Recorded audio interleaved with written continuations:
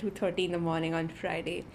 I checked the assignment that was due, and the assignment said, how ethical is it to eat veal?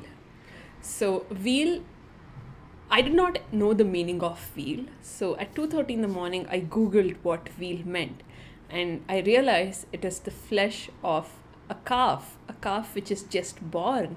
It is just about few hours old, and that calf is actually pulled away from its mother just so that somebody else can relish on it. I emailed Bill and I told him that I cannot do this assignment. It's too emotional for me. I have seen the birth of a calf. It was the first time I saw life coming out onto earth, and how the cow was just all by itself in the whole process. How eclectic the farmer was when he came and when we offered everybody food, and it was like one of the best days of my life. I can still just close my eyes and see the calf being born. It is that important to me. So that is when my mother told me this is how life happens, and this is why you worship the cow. And I cannot imagine that creature being killed.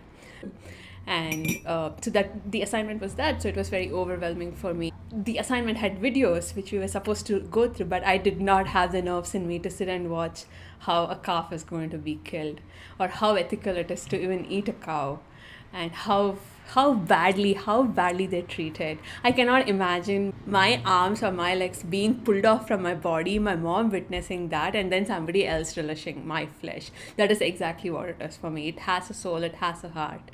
The students, it was very overwhelming for me. Most of them, it's completely utilitarian. It is, you own it, so you kill it and you eat it.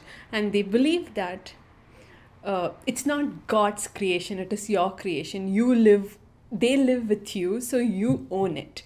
So you feed it, so you can do whatever you want to do with it, which is very different from what I've thought, how I've grown up. The students were so overwhelmed while watching the videos. They did not know. That is true. They never show how animals are killed. You just get the meat in Walmart. You don't know how the way animals are treated.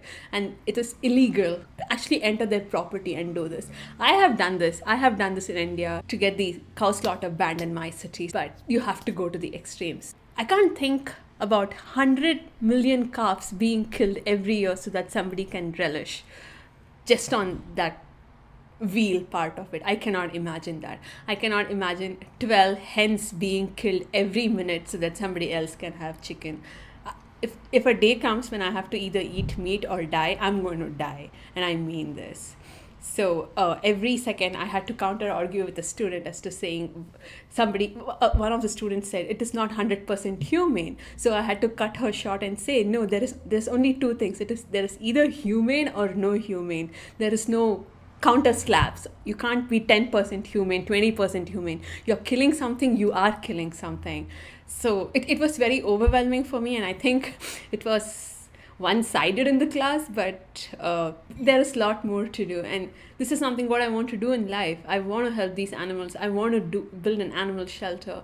I want to do my PhD in environmental studies just to show people that there is more to life, there is more to everything.